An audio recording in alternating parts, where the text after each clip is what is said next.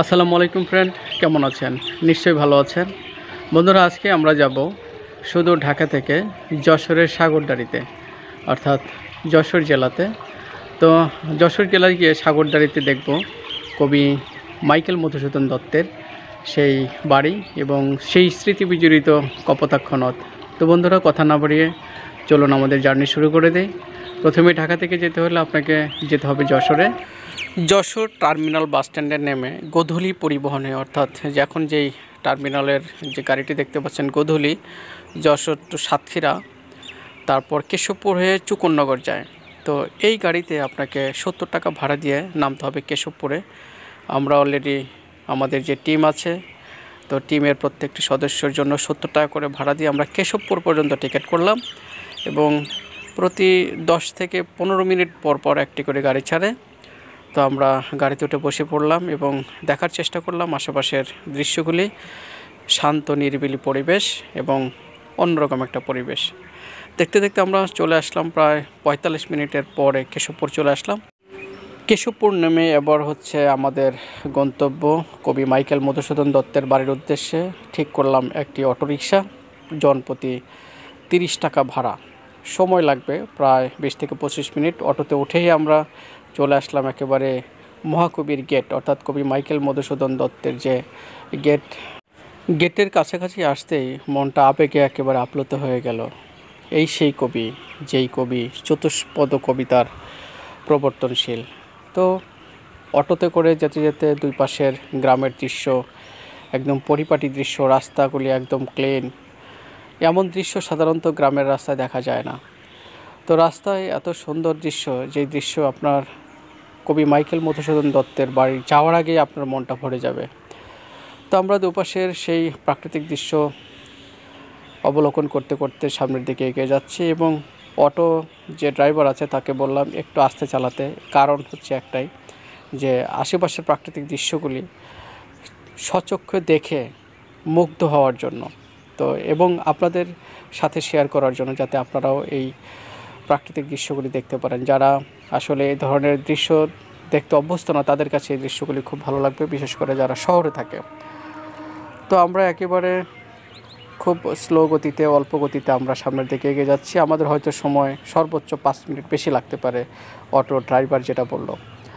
তো আমরা সামনের দিকে এগিয়ে যাচ্ছি। বলে রাখা ভালো, কেশবপুর থেকে কবি মাইকেল মধুসূদন দত্তের বাড়ি মাত্র 13 কিলোমিটার। আমরা দেখতে দেখতে প্রায় 30 মিনিট পরে আমরা মাইকেল মধুসূদন দত্তের বাড়িতে গেটে চলে আসলাম। এখানে আপনারা অবশ্যই দেখতে পাচ্ছেন যে গেটে প্রত্নতাত্ত্বিক অধিদপ্তর এই গেটে সমস্ত এই বাড়ির সমস্ত দায়িত্ব গ্রহণ করেছে এবং এখানে দর্শন করার জন্য, অর্থাৎ দেখার জন্য আপনাকে কিছু সরকারি ফি কিনতে হবে। খুব সামান্য টাকায় আপনারা ভিতরে জাদুঘর এবং কবি মাইকেল মধুসূদন দত্তর স্মৃতিস্তম্ভ এবং সব কিছু দেখতে পাবেন এই টিকিট করে ভিতরে প্রবেশ করলেই। সবচেয়ে বড় আকর্ষণ হচ্ছে কবি মাইকেল মধুসূদন দত্তের কিছু মনুমেন্ট এখানে আছে এবং এখানে প্রচুর বড় বড় মাছ আছে, 5 থেকে 10 কেজি ওজনের মাছ এবং বিভিন্ন কালারের মাছ। ভিতরে প্রবেশ করতেই চোখে পড়লো মধুপল্লী এবং কেউ কেউ পুকুরে যেটা খাবার দিচ্ছে তার ভিডিওটা করলাম। যদিও আমরা জানতাম না যে এখানে এত বড় বড় মাছ আছে। আপনারা যারা আসবেন তারা অবশ্যই সাথে মুড়ি নিয়ে আসবেন, তাহলে এই মাছের এই খাওয়ার যে আনন্দের দৃশ্যগুলি তাহলে আপনারা দু চোখ ভরে দেখতে পাবেন। আমরা অবশ্যই এই ব্যক্তির মাধ্যমে দেখতে পেয়েছি। দেখেন কি সুন্দর কালারফুল মাছ, বিভিন্ন ধরনের বড় বড় মাছ, গ্লাস কার্প, তারপরে কার্প জাতীয় কার্প মাছ এখানে কিন্তু লালন পালন করেন এবং এটাই একটা অনেক বড় একটা আকর্ষণ। অর্থাৎ কবি মাইকেল মধুসূদন দত্তের বাড়িতে আসলে এই দৃশ্যটি খুব সকলকে আকর্ষিত করে। তো এক ভাই মুড়ি এনেছে এবং সেই মুড়ি খাচ্ছে এই মাছগুলি। দেখতে এক অন্যরকম অনুভূতি, যে অনুভূতি আপনি চাইলেও বাইরের কোনো দৃশ্য থেকে আপনি নিতে পারবেন না। তো যাই হোক, আমরা দৃশ্যটি দেখার চেষ্টা করছি এবং পরবর্তীতে দেখব কবি মাইকেল মধুসূদন দত্তের বাড়ির পুরো অংশ দেখাবো। সব কিছু আপনারা দেখবেন, বাড়ির দৃশ্য এবং কোথায় কী ছিল সব কিছু দেখাবো আজকের ভিডিওতে। তো বন্ধুরা, আমরা বাড়ির ভিতরে প্রবেশ করতেই এখানে চোখে পড়লো কবির পৈতৃক কাছারি ভবন, অর্থাৎ যেখানে আসলে তৎকালীন সময়ে যেহেতু কবি মাইকেল মধুসূদন দত্তের বাবা জমিদার ছিলেন এখানে প্রশাসনিক কার্যক্রম পরিচালিত হতো। এরপর ভিতরে প্রবেশ করতেই আমাদের চোখে পড়ল তার পিছনের অংশ, সেখানেও অন্যরকম এক অবলীলায় দৃশ্য, যেই দৃশ্যটি আপনারা ভিতরে আসলেই বুঝতে পারবেন। প্রত্যেকটি ঘর অবশ্য তালা দেওয়া, এখানে আসলে ভিতরে প্রবেশ করার সুযোগ নেই, কারণ অনেক অনৈতিক বা বিভিন্ন ধরনের আপনার প্রবলেম হয়, বিভিন্ন রকম লুটপাট হয় এখান থেকে। বিভিন্ন ব্যক্তি, সবাই তো আসলে এক ধরনের মানুষ হয় না, তো অনেকে এসে বিভিন্ন ধরনের লুটপাট করে থাকে, যার কারণ হচ্ছে প্রত্নতাত্ত্বিক অধিদপ্তর এই জায়গাটা লক করে রেখেছে এবং তাদের নিজ দায়িত্বে এটি পরিচালিত করে। আমরা এবার চলে এসেছি কবি মাইকেল মধুসূদন দত্তের কাকার বাড়িতে, অর্থাৎ কবি মাইকেল মধুসূদন দত্তের যে পৈতৃক ভিটা, তার পাশেই হচ্ছে যে কবি মাইকেল মধুসূদন দত্তের চাচা, ওনার বাড়ি এখানে। সেই বাড়িতে আসলাম, সেই বাড়িতে এসে সেই বাড়ির দৃশ্য, ভিতরের দৃশ্যগুলি দেখার চেষ্টা করলাম, কিন্তু ভিতরে প্রবেশ করতেই চোখে পড়ল এটা হচ্ছে তালা দেওয়া। তো এখান দিয়ে আসলে প্রবেশ করা সম্ভব না, কারণ হচ্ছে যে প্রত্যেকটি দরজায় এখানে আটকানো আছে, লক করা আছে, আপনারা চাইলেও ভিতরে প্রবেশ করতে পারবেন না। এই ক্ষেত্রে বাইরের দৃশ্যটি আপনাদের অবলোকন করে মনের শান্তি নিতে হবে।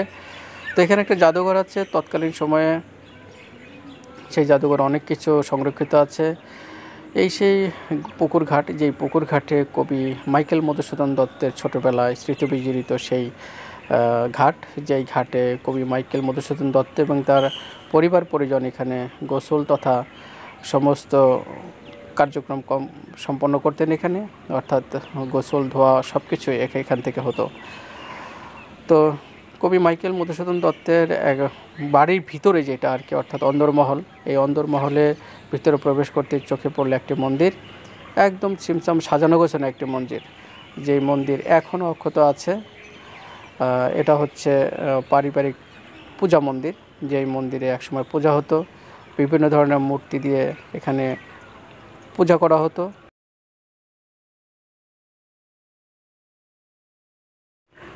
বন্ধুরা, আমি এখন আপনাদেরকে দেখানোর চেষ্টা করছি সেই পূজা মন্দির।